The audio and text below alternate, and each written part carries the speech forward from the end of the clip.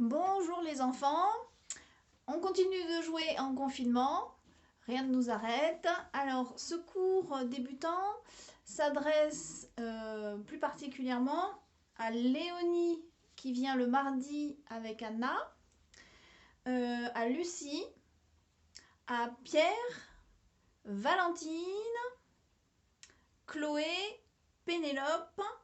Voilà, donc ce cours est pour vous. Et j'en profite pour vous faire des gros bisous. Alors aujourd'hui, on va changer un peu nos habitudes. D'habitude, on travaille avec notre méthode. Là, on va faire un peu différemment. On va se servir de 6 notes. 3 en clé de sol, que vous connaissez normalement très très bien. Qui sont le Do du milieu, Ré et Mi. Do, Ré et Mi. Donc vous les connaissez normalement très bien puisque vous avez joué avec déjà sur votre méthode. Vous avez aussi utilisé votre cahier de théorie pour les dessiner. Voilà, donc on se sert de ces 3 premières notes. Je vous les montre sur le clavier. Alors, Do du milieu qui se joue avec le pouce. N'utilisez pour l'instant pas un autre doigt pour jouer le Do du milieu. Utilisez votre pouce. Ré, qui se trouve entre le groupe des 2 touches noires, entre les 2 touches noires du groupe de 2 touches noires, et le Mi, qui est à droite du groupe des 2 touches noires. Donc le Do, le Ré et le Mi. Je vous rappelle la bonne position de la main. Le poignet est au-dessus de la ligne des touches, pas trop bas. Les doigts sont arrondis et on joue avec le bout du doigt. On ne joue pas la main aplatie. C'est le défaut de tout le monde quand on commence. Hein, on essaye de voir ce qu'on fait. Donc on aplatit les doigts.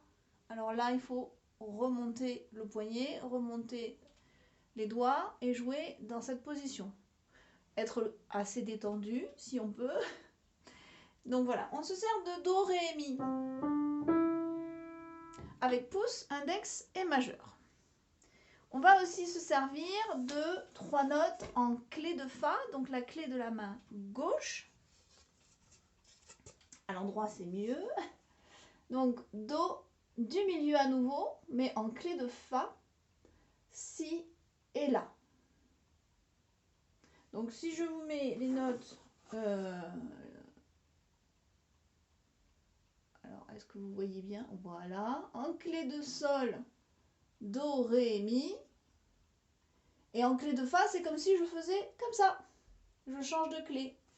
Donc Do, Si et La.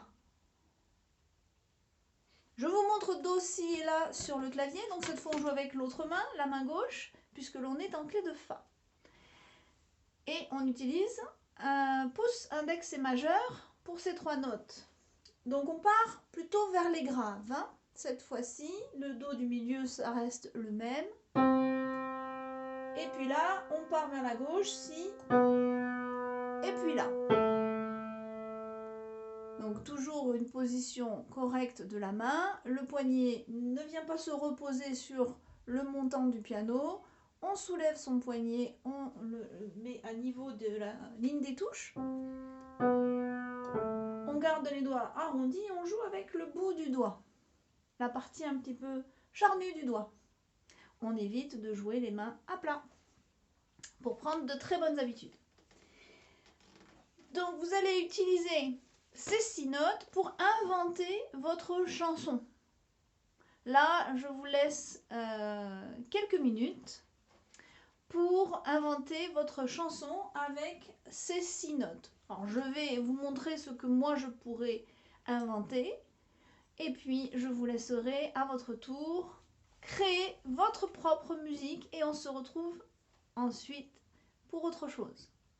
Alors, c'est parti. Je fais ma petite chanson à moi, mais vous ne serez pas obligé de faire la même.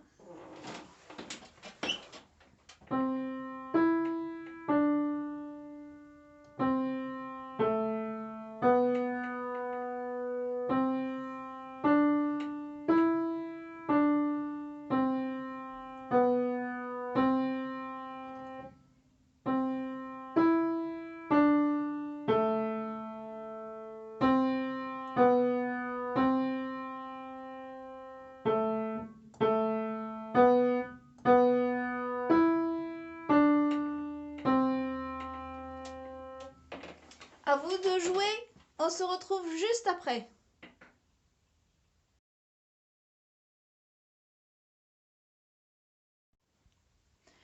Alors j'espère que cette chanson était bien jolie. Vous pouvez aussi vous amuser avec vos parents et leur demander peut-être d'inventer leur petite chanson à eux et comparer ensuite vos chansons, voire même pourquoi pas les mélanger. Alors pour créer votre chanson avec ces 6 notes, vous allez peut-être utiliser des notes courtes, comme par exemple la noire, qui est une note courte, puisqu'elle ne fait que un temps. Vous avez peut-être aussi utilisé des notes longues, comme la blanche, qui elle est une note longue puisqu'elle fait 2 temps, c'est bien. Mais il y a aussi une autre note longue, c'est la ronde. La ronde est vraiment longue puisqu'elle fait 4 temps. Essayez de voir si vous avez utilisé dans votre petite chanson des notes courtes et longues pour varier un peu. Je vais créer à nouveau une petite chanson devant vous en utilisant des notes courtes et longues. C'est parti!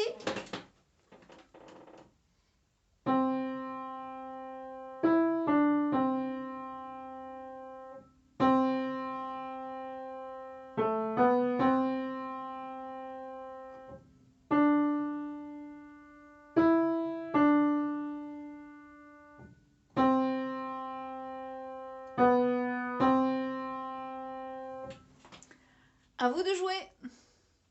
On se retrouve tout de suite.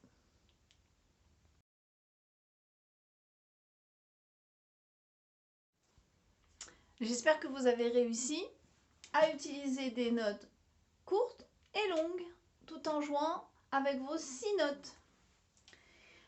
À présent, on peut intégrer des moments de silence. En musique, le silence est exprimé par différents symboles que l'on a appris ensemble. Vous en connaissez normalement 3. Le premier étant le soupir. C'est un silence qui dure un temps comme la noire. J'espère que tout le monde s'en souvenait. Vous avez également appris ce que c'est qu'une pause. Ça ressemble un petit peu à un chapeau à l'envers. C'est un silence qui vaut 4 temps, comme la ronde. Et vous connaissez aussi la demi-pause, qui est aussi le symbole de la famille des silences, qui est un silence long, mais moins long que la pause, car il vaut 2 temps comme la blanche. Alors, dans votre petite chanson, est-ce que vous pourriez intégrer des silences? Je vais essayer devant vous et ensuite ce sera à vous de jouer.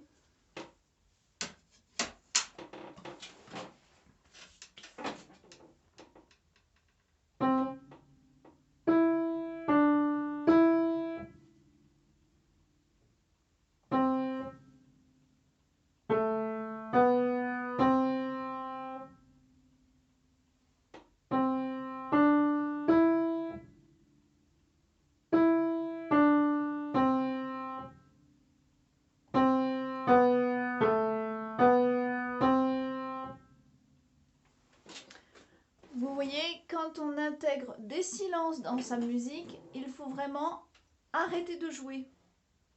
Il ne faut pas garder le doigt appuyé sur la touche. On se retrouve tout de suite pour un dernier exercice avec ces 6 notes pour créer nos chansons. À tout de suite! J'espère que vous avez à nouveau réussi à intégrer vos silences dans votre petite chanson. Nous avons maintenant la possibilité d'ajouter des nuances. Vous en connaissez quelques-unes que nous avons appris depuis le début de l'année. J'espère que vous voyez de quoi je veux parler quand je parle de nuances. Alors, la première nuance dont nous avons parlé ensemble, c'est dès lors que vous voyez un petit P sur votre partition, il s'agit de jouer piano, qui en italien veut dire doux. Vous connaissez également, si vous avez commencé avec moi, vous avez ensuite rencontré la nuance MF qui veut dire mezzo forte. Mezzo forte en italien veut dire moyennement fort.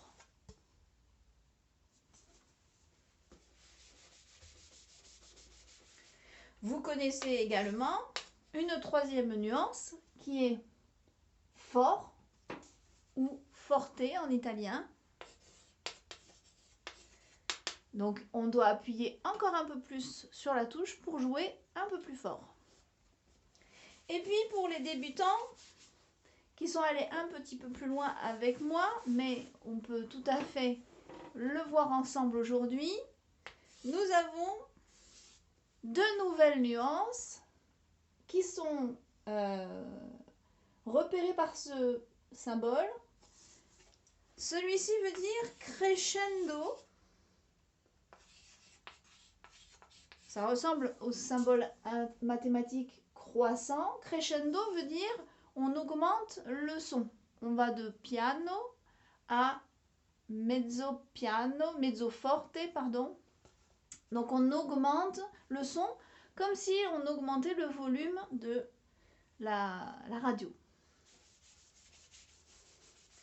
Et enfin, pour terminer, son petit frère décrescendo, qui veut dire décroissant. Donc vous le comprendrez facilement. On démarre de mezzo forte pour revenir à piano. On diminue le volume petit à petit, comme si on baissait le son de la radio. Alors là, les choses se compliquent un peu, mais pourquoi pas essayer de jouer une petite invention avec 6 notes, des notes courtes ou des notes longues, des silences à l'intérieur, mais également en rajouter, si possible, peut-être pas tout la première fois, en même temps, des nuances. Je vais essayer et après, ce sera à vous de jouer.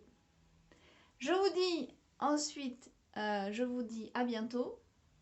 Et gardez un entraînement par semaine ou 2 pour ne pas perdre votre acquis que nous avons mis en place dès le début de l'année. À bientôt, c'est à moi de jouer et après je compte sur vous pour inventer votre propre chanson qui sera quand même riche de beaucoup d'informations. Et si vous le souhaitez, vous pouvez m'envoyer votre vidéo, je serai ravie. Allez, c'est parti! Souhaitez-moi bonne chance, c'est pas facile.